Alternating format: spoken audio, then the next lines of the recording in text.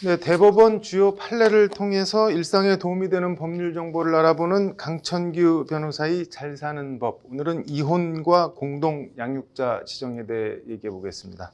강 변호사님, 오늘은 어떤 판결 가져오셨나요? 네, 최근 통계청에서 인구 동향 자료를 발표를 했는데요. 네. 2021년 4월 기준으로 했을 때 혼인 네. 건수가 15,861건, 네. 이혼 건수는 9,038건으로 집계가 됐습니다. 네. 그런가 하면 최근에 네. 힘들게 참느니 내 인생 찾겠다 이렇게 황혼 부부가 이혼을 한 사례가 많이 늘었다. 네. 한 1만 쌍 정도가 된다. 2021년 1분기에만 네. 이런 언론 보도도 나왔습니다. 네. 이렇듯 부부 사이에 갈등이 있는 경우에 예전에는 많이 참고 지냈었는데 네. 요즘은 개인의 행복을 우선시하면서 이혼을 선택하는 부부들이 많으신데요. 네. 문제는 어린 자녀를 둔 경우에 네. 누구를 이제 친권 및 양육권자로 정하느냐 이 부분이 이제 쟁점이 되는 경우가 많습니다. 네. 그래서 오늘은 이제 이혼을 할 때 네. 어떤 기준으로 미성년자의 친권 및 양육권자를 지정하는지 네. 그리고 부부가 공동 양육자로 지정되는 것이 가능한지 네. 이것을 다룬 대법원 판결이 선고가 돼서 네. 그 판례를 소개해 드리려고 합니다. 뭐 구체적으로 어떤 내용인가요? 예, 그 아내인 김모 씨하고 네. 남편인 이모 씨가 혼인 생활 4년 정도를 한 상황에서 이혼을 선택하게 됩니다. 네. 두 분 사이에는 만으로 1살 정도 된 자녀가 있었는데요. 네.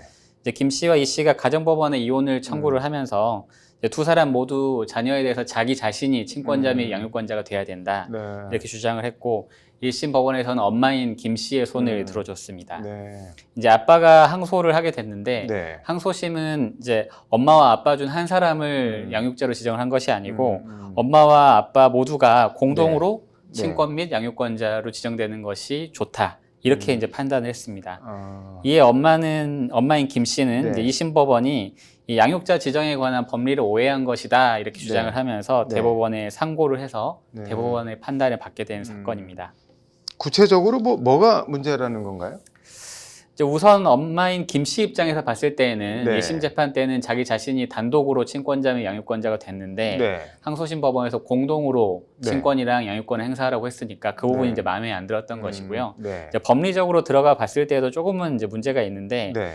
이제 엄마나 아빠 모두가 자기 자신을 단독 친권자, 양육권자로 이렇게 지정해달라 그랬는데 네. 법원이 어떻게 보면 직권으로 공동으로 해라 이렇게 네. 했는데 네. 이것이 타당하냐 이런 문제가 한 가지가 있고요. 네. 또 한 가지는 이제 이혼까지 하게 되면 사실 갈등이 심하지 않습니까? 네. 그래서 서로 간에 양육을 하는 데 있어서 협력이 잘 되지 않을 텐데 네. 공동으로 양육을 법원이 이제 강제적으로 하게 해놓은 것이 적절한 거냐 네. 이런 문제가 있습니다. 이게 뭐 엄마 주장이 수긍이 가는 바도 있는데, 근데 2심은 어떤 사유로 그 이혼하려는 부부를 공동 양육자로 지정을 한 건가요? 이제 친권자 및 양육권자 지정은 사실은 이제 네. 대원칙이 어떻게 하면 자녀가 가장 건강하고 행복하게 성장할 수 있을 것인가 이것이 기준이 됩니다. 네. 근데 2심 법원은 이제 그 모성과 부성이라는 게 있지 않습니까? 네. 근데 이제 어느 한쪽에 치우치지 않고 모성과 부성을 골고루 느끼면서 자랄 수 있게 하는 방법이 두 분이 같이 양육을 하는 것이다. 이렇게 네. 판단을 한 것으로 보이고요. 네. 이제 이 사건을 구체적으로 들여다보면 실질적으로 이제 주중에는 뭐 엄마가 좀 키우고 주말에는 아빠 집에서 이렇게 지내고 이렇게 했었는데 네. 이제 재판부가 봤을 때 갈등 상황임에도 불구하고 비교적 협조가 좀 잘 되더라. 네. 이런 것이었죠. 그래서 결국에는 두 분이 좀 사실은 아이가 왔다 갔다 하면 경제적으로나 시간적으로나 손실이 있는 건 사실이고 네. 또 그 사이에서 엄마와 아빠가 만약에 갈등이 생기면 아이가 정서적으로 불안하게 될 가능성은 있죠. 위험성이 네. 있음에도 불구하고 네. 이제 두 분이 좀 협력이 잘 되기 때문에 원활하게 할 수 있을 것이다 이렇게 기대했던 부분이 한 가지가 있었고 네. 또 한 가지는 아이가 만 1세이기 때문에 사실 좀 잘 모르는 면이 네. 있어서 괜찮을 거다 이렇게 했던 것이 있었고 나중에 학교나 이런 데 갔을 때는 네. 좀 더 불안함을 많이 느낄 수 있는데 네. 그때까지는 시간이 있으니까 그 사이에 조금 이렇게 오히려 이제 이혼 후에도 어쨌든 아이를 양육하는 데 있어서 협력을 네. 서로 해야 되는데 뭐 연습이 좀 되는 부분도 있고 이런 다양한 부분들을 고려한 것으로 보입니다. 이게 뭐 두루두루 고려는 한 것 같은데, 이게 법적으로 이혼한 부부가 이렇게 공동 양육자가 된다는 게 가능은 한 건가요? 네, 법적으로 가능하기는 합니다. 네. 네, 우리 대법원은 이제 일정한 기준이 이제 충족됐을 때 공동 양육자 지정도 가능하다 이렇게 봤는데요. 네. 우선은 이제 부모가 공동 양육을 받아들일 좀 준비가 돼 있어야 되고 네. 그 양육하는 데 있어서 가치관의 현저한 차이가 없어야 된다 이렇게 네. 보고 있습니다. 그리고 이제 경제적인 시간적인 손실이 사실 있을 수 있기 때문에 네. 부모가 서로 가까운 곳에 살고 있는지 이 부분도 좀 중요하고 네. 자녀가 환경 적응을 잘 할 수 있는지 이 부분도 중요하고요. 네. 그리고 이제 자녀 입장에서도 공동 양육의 그 상황을 받아들일 만한 네. 어떤 이성적인 정서적인 대응 능력이 있는지 이 부분을 종합적으로 판단을 해서 결국은 공동 양육을 위한 여건이 성숙되었다 이렇게 네. 볼 수 있을 경우에는 공동 양육자로 지정하는 것도 가능은 하다 이렇게 판단을 하고 있습니다.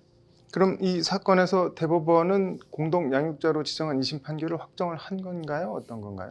아닙니다. 아. 이제 대법원은 원심을 파기환송했는데요. 네. 이제 일단 대법원은 좀 이제 파기환송을 하기 전에 네. 그 양육자를 정하는 기준에 대해서 좀 언급을 했었는데 네. 일단은 미성년인 자녀의 성별이나 연령도 네. 봐야 되고 네. 자녀에 대한 부모의 애정과 양육 의사 이것도 봐야 된다. 그리고 네. 양육에 필요한 경제적인 능력은 있는지.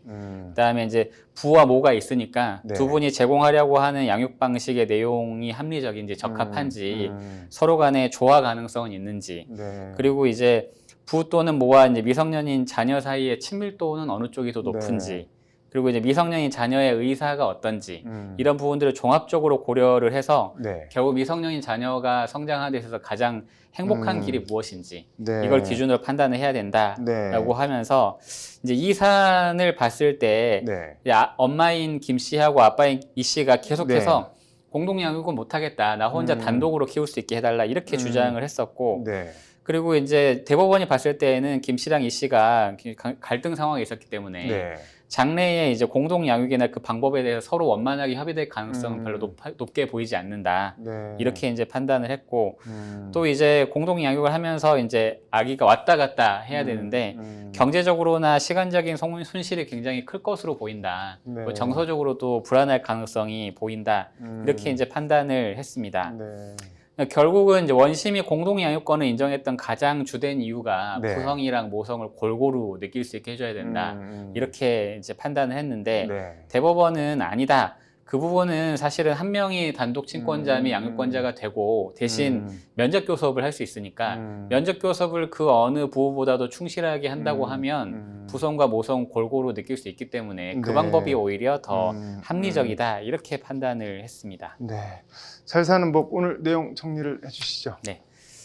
요즘은 이혼을 할 때 서로 이제 자녀에 대한 친권 양육권을 가지지 않겠다 네. 이렇게 주장하는 분들도 사실 많이 있어서요. 아, 네. 어떤 면에서는 서로 가져가겠다 이렇게 싸우는 분들은 칭찬해줄 부분도 있는 네. 것 같습니다. 네, 다만 이제 그 애정이 너무 과도해서 이제 무엇이 자녀의 성장에 가장 도움이 되는지를 따지지 않고 네. 좀 친권이나 양육권을 가져오는 것 자체에 집착하는 분들이 좀 있어서요. 그런 네. 경우는 좀 안타까운 경우가 있는데 네. 내가 만약에 단독 친권자, 양육권자가 지정이 안 된다면 무조건 공동으로 지정하게 해달라 이렇게 주장하는 분들이 사실 네. 있습니다. 네. 근데 이제 앞서 본 바와 같이 공동으로 양육권을 행사하게 될 경우에는 자녀의 경제적, 시간적 손실이 크고 네. 불안정성이 이제 강화될 수 있는 부분이 있고요. 네. 또 공동 친권의 경우에도 그렇습니다. 사실 생활에서 불편한 경우가 참 많이 있거든요. 사실 기본적으로 공동 친권이나 공동 양육권 같은 부분은 부부가 혼인 중일 때 어울리는 방식이어서 이혼했을 때는 좀 부적합한 면이 사실은 있습니다. 네. 그래서 친권이 본인한테 없다고 해서 부자 관계나 모자 관계 자체가 없어지는 것은 아닌데 이 부분을 네. 좀 오해하는 부분이 있는 것 같고요. 네. 그 다음에 공동 양육을 통해서 달성하고자 하는 목적들도 사실 아까 말씀드린 대로 면접 교섭을 충실히 하면 충분히 달성할 수 있기 때문에 네. 사실은 이혼하게 되는 배우자에 대한 이제 미움이나 또 자녀에 대한 집착 때문에 네. 이제 이런 결정을 하신 경우가 많은데 네. 그것보다는 자녀가 어떻게 하면 건강하고 행복하게 자랄 수 있는지 이것을 중심에 두고 친권 양육권 문제에 접근하셨으면 좋겠습니다. 네, 뭐 아이의 건강과 행복이 최우선이다. 네, 오늘 말씀 잘 들었습니다.